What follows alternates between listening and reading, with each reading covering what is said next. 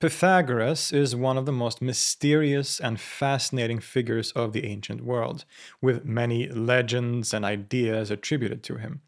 In our previous episode on this Greek thinker, we mentioned the Pythagorean idea of the music of the spheres, a central part of the mathematical worldview associated with this group that had serious implications for cosmology, ideas of harmony, and perhaps most importantly, music theory. Today, we're going to talk about this incredibly interesting philosophical theory, one that has been adopted by different thinkers across history, and which, in many ways, many aspects of which are still relevant and true today.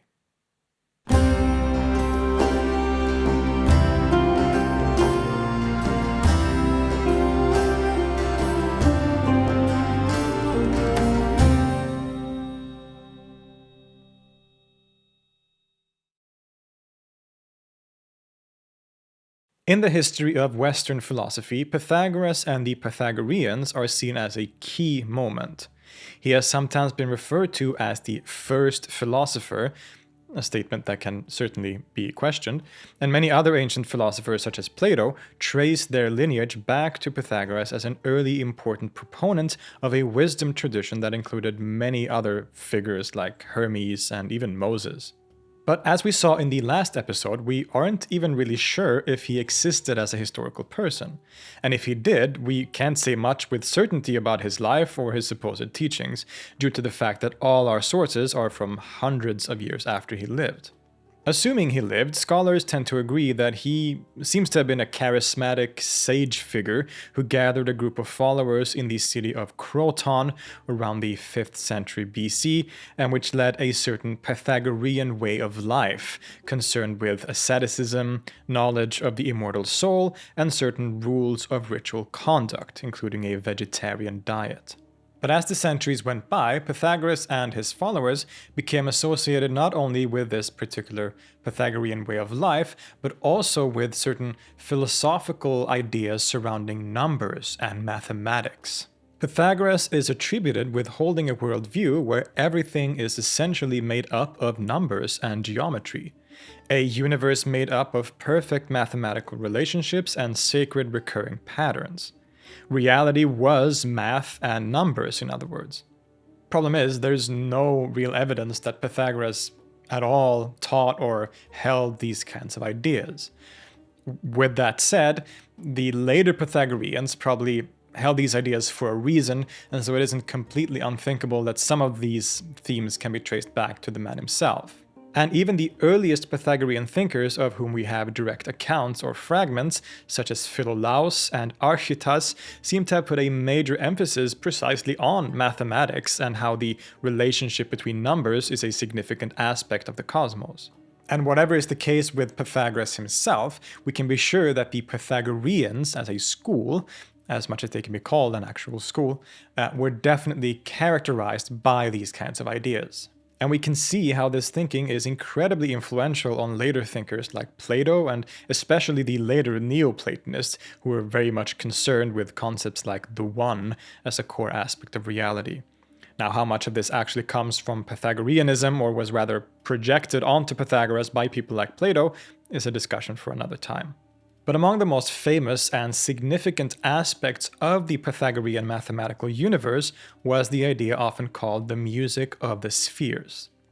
This is a theory that implements many different fields, mathematics and geometry, astronomy and music, and proposes a kind of unified vision of reality. To the Pythagoreans, as we have said, all of the universe is governed by mathematical patterns and ratios. In many ways, this is still considered true today, as we can find math basically everywhere. Mathematics is a language we use that seems to correspond to some of the deepest truths about how reality works, and the things we observe in the world often follow very predictable patterns and rules. Just think of the Fibonacci sequence and the golden ratio, for example, which we can find in so many aspects of nature in different ways, all following the same mathematical pattern. To the Pythagoreans, the universe is harmonious, perfectly so, in fact. Everything follows the perfect rules of mathematics and its harmony. And ideas of harmony are of course directly related to music, which arguably is concerned with harmony in different ways. Thus, to these thinkers, the universe was musical, because mathematics and music are intimately connected, being ruled by the same ratios and structures. There's a famous story often told where Pythagoras is walking along in the marketplace and listens to the sounds of hammers striking anvils. He suddenly has a realization that a hammer that is precisely twice as big as another will produce a sound that is harmonious or beautiful when played alongside the other. He had discovered the octave. This story obviously probably isn't true, but it does illustrate the key point, a discovery attributed to Pythagoras that seems to prove that music is a direct reflection of mathematical harmony. And even though this probably wasn't Pythagoras' discovery, it's actually true. The octave, as well as other notes in a scale, follow a set of patterns of intervals that are mathematically sound. Any note, or any sound really, is based on a frequency, and frequencies are represented by the unit called hertz. And say we have any given note, like an A note at 440 hertz, for example.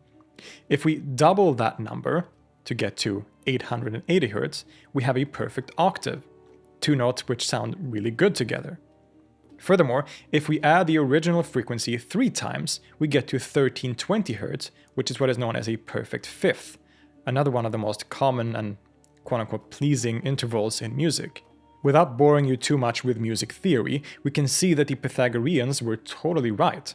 All the music we listen to is, at least to some degree, governed by these perfect mathematical ratios and intervals that make notes sound good or harmonious together.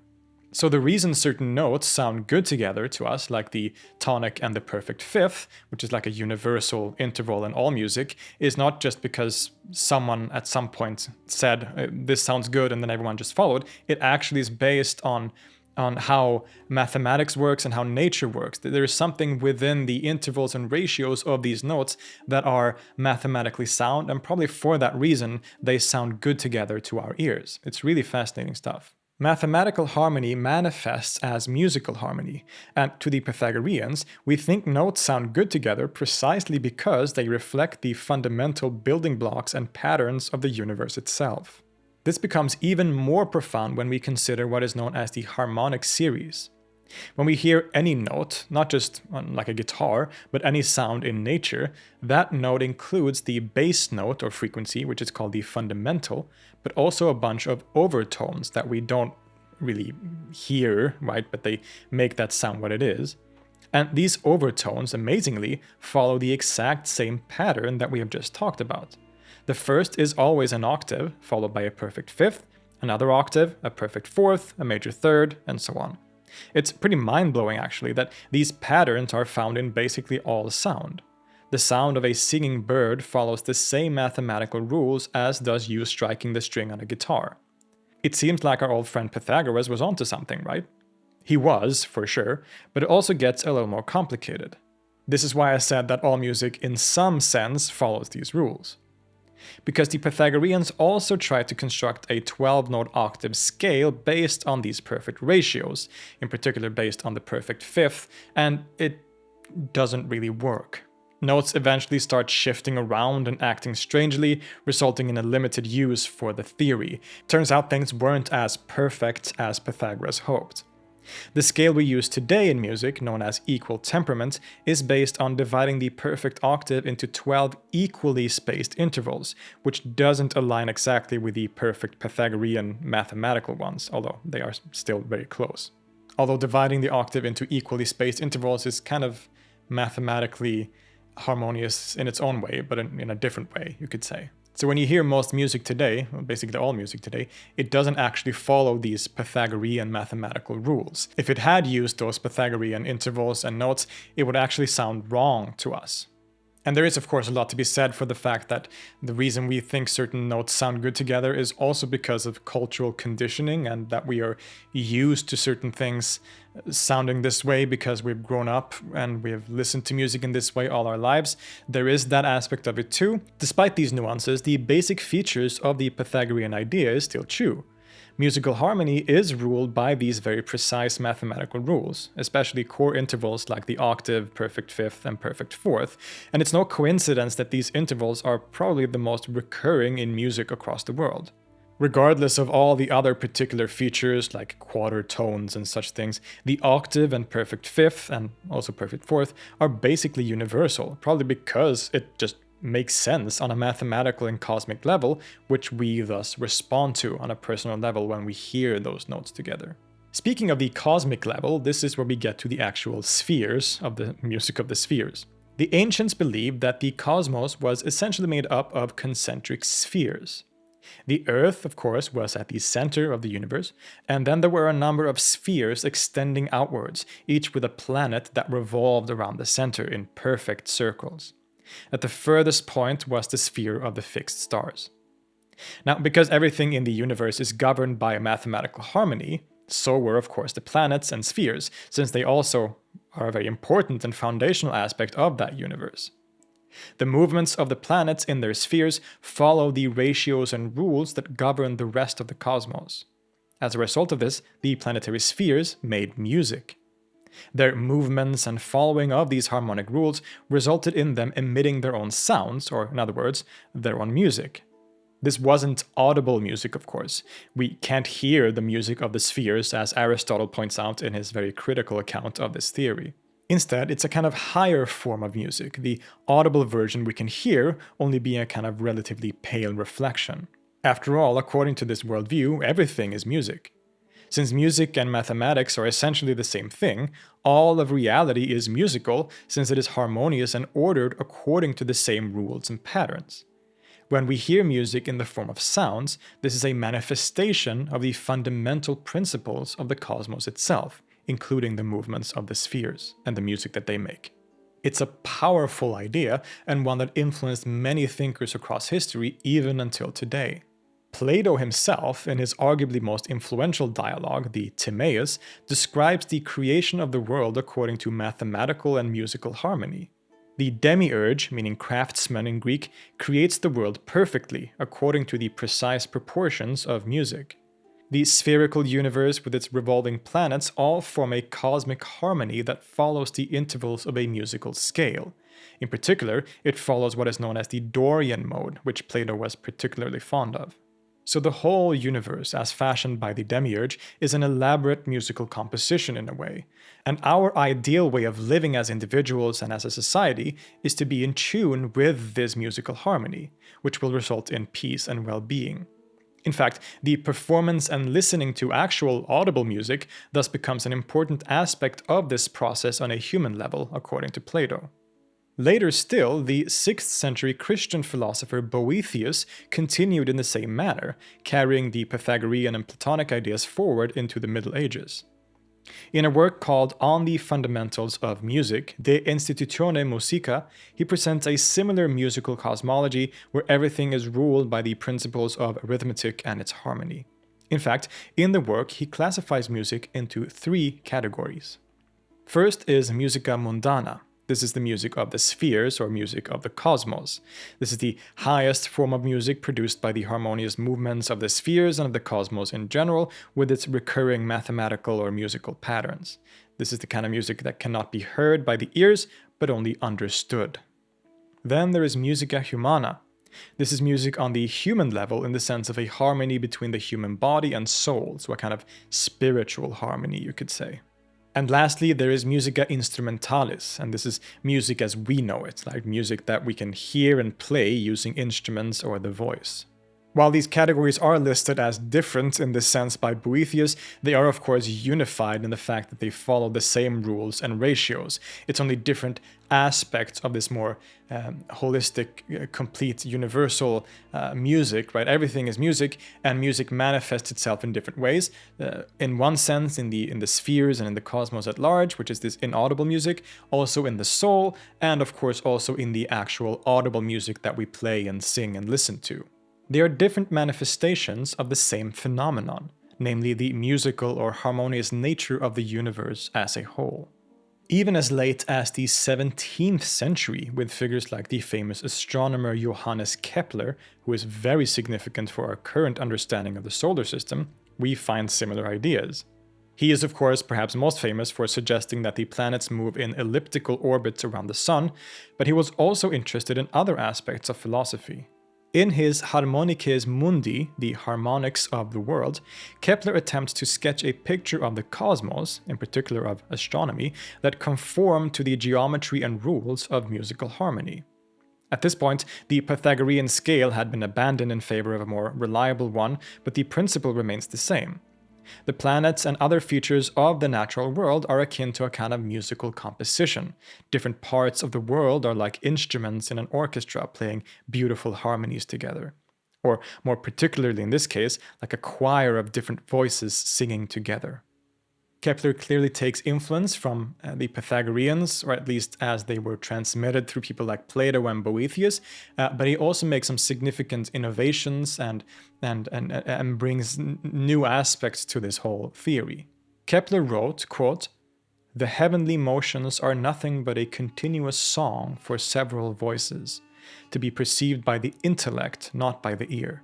A music which, through discordant tensions, through syncopations and cadences, as it were, progresses towards certain predesigned six-voiced cadences, and thereby sets landmarks in the immeasurable flow of time." End quote. The different planets are presented by Kepler as different voices in a choir singing together, and he even relates certain planets to specific musical notes. It's a profound philosophical work in many ways. And in general, Kepler makes some important innovations to the general idea that he adapts from thinkers like Plato. For one thing, Kepler of course lived in a time when the geocentric model of the cosmos had been abandoned, instead basing his version of the music of the spheres on a more correct heliocentric model where the sun is at the center. Furthermore, Kepler also implements polyphony into the system to extend the harmonic possibilities, something that wasn't present in the ancient authors. So as you can see, the basic ideas adopted by the early Pythagoreans have stuck around for quite a long time. It influenced not only other ancient figures like Plato, but much later figures in history too, all the way to people like Johannes Kepler in the 17th century in the modern world. Even today, there are many people who look to this theory as an attractive way to look at the world, and one which seems to align with modern mathematics. The contemporary principles of string theory as a way to explain the fundamental features of the universe often uses explicit musical language too, albeit in a very different way from the theories of the Pythagoreans. Of course, today we know that our friend Pythagoras, if he even had these ideas, was wrong about a lot of them. The view of the cosmos held by the ancients has been discarded today, and we know that our solar system and the rest of the universe looks a lot different from the planetary spheres imagined by ancient thinkers. So, in this sense, the music of the spheres kind of falls apart in that particular sense. At the same time, though, we saw that modern thinkers like Kepler could still implement this theory and this way of looking at the world in spite of having a heliocentric model rather than the ancient way of looking at the world through these spheres. So, it can be adopted and implemented in various ways, even though we don't adopt the particular cosmology of the ancients, right? Likewise, we know that when you try to create a 12-note octave scale using the perfect fifth, things aren't as perfect as Pythagoras hoped. He would probably have been pretty upset to know that things like irrational numbers indeed seem to be a thing, and our modern scale system forces us to break some of the rules that Pythagoreans would have preferred. But again, in terms of the basic notions of these ideas, they still accurately explain the world and music in many ways. There is indeed a strong connection and correspondence between musical intervals and mathematical ratios. The music we hear, be it a piece by Bach, the latest song from Harry Styles, or the beautiful calling of a bird, it all follows the same mathematical rules and patterns. The universe may not be perfectly harmonious at all times, as far as we can know through our mathematical language, but arguably it is most of the time. Everywhere around us are fundamental mathematical patterns that make up the very foundations of things, like the golden ratio or the perfectly symmetrical rules of a triangle, the rhythms of people walking or the falling of raindrops. In this way, it's all music. And the amazing thing is that actual music, in its foundations, follow the exact same patterns and relationships. The harmonic series of any note which determines intervals like the octave and perfect fifth remains constants that remind us of the beauty and symmetry of the world around us. A musical universe where we all contribute to the rhythm and melody of the grandest symphony of them all. I'll see you next time.